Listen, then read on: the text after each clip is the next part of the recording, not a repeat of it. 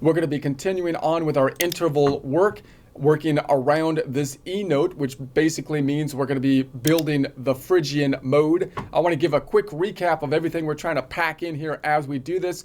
Before I do, though, I just want to note that I've gotten some comments that basically say, you know, why are we doing this? This isn't creative. This is repetitive. It's boring. It's kind of theory stuff, and that's not interesting. We want to see creative stuff, and I get that, but my argument would be that you have to basically get the concepts down, and the better you kind of have these concepts visualized in your mind, especially in the form of shapes, then you'll be able to make your fingers work those shapes and be able to be more creative because you have more territory that you understand and can basically work with, is the general idea.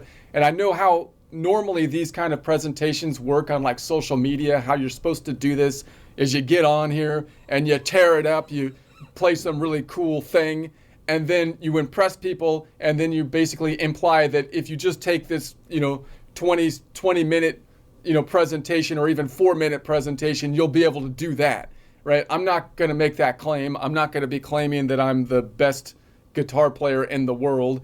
I'm an accountant who has been playing guitar for, over like 20, 30 years. I don't know. I've been playing for a long time, but what I have to offer that's possibly different is that, I work with Excel worksheets. I see patterns in a fretboard, which is basically what, in a spreadsheet, which is basically what the fretboard is.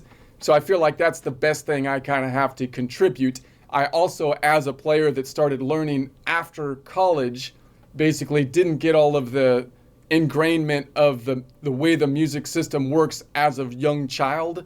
And therefore, that might be useful to people that are in my position that would like to learn some stuff as they're already grown in a way that might make a little bit more sense, because I'm going to spend more time learning it in a way that's not just going to be soaked in like you would when you're a younger person learning it. And part of that, I think, is flipping the guitar, being able to orientate everything in the same direction so that you can match up what you're doing on the fretboard to what's on the screen, as opposed to turning the tablature around or looking at actual music, sheet music, like you would on a piano and whatnot. So that's the idea here. And then I'm thinking my thought process, what I actually do is work on this kind of stuff at least for 15 minutes a day or something, packing in as much theory as I can while my mind is working, which tends to help me expand my mind when I'm just being more creative, trying to just play things in a more creative way, because once again, the theory opens up my mind on the territory. It's like having a map of the territory. What are you going to do on the map of the territory? If you can understand the territory a little bit better, then you can have a better idea of how you're going to utilize that and work within it, right? And so that's what we're basically doing here. So the general thought process is, of course, we've got the C major is our normal Rosetta Stone that we compare everything to. We're looking at the normal shape, which I'm going to represent in my mind. I'm going to memorize it as the major shape, or these are the major shapes that you can memorize up and down the fretboard, breaking out into 5 shapes if you want to think about it that way.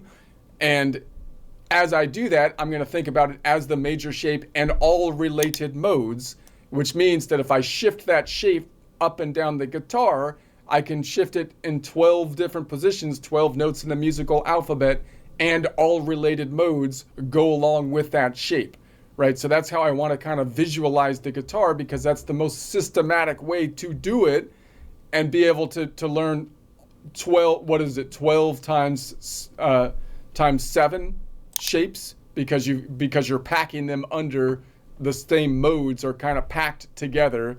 And if you understand the shape, then you get all those other modes. Remembering that the way we can learn the shape, and it's useful to learn them and again, if you start learning them in different perspectives, then you'll start, when you're being creative, doing different things, because now your mind is working on basically looking at it from a different angle. So the angles you can kind of learn the shapes on are going to be, I could just learn the shape and noodle around the shape. And that's really useful to do, because then I can just say, okay, what can I finger around within this shape? And I can get creative doing that. I can also learn to basically make the shape by what we call the formula, whole, whole, half, whole, whole, whole, half.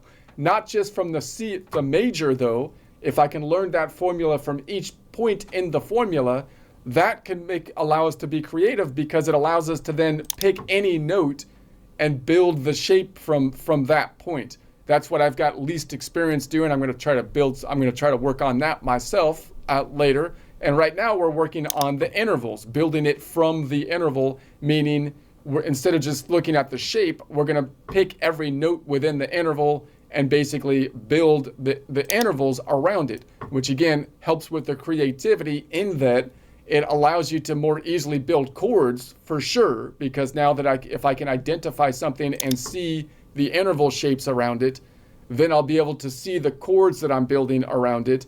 And if I can see different variations of the chords I build around it, then every time I play a song that has a particular chord in it, I can more easily just find that root note and build a chord around it, so that I'm not always playing in open position, right?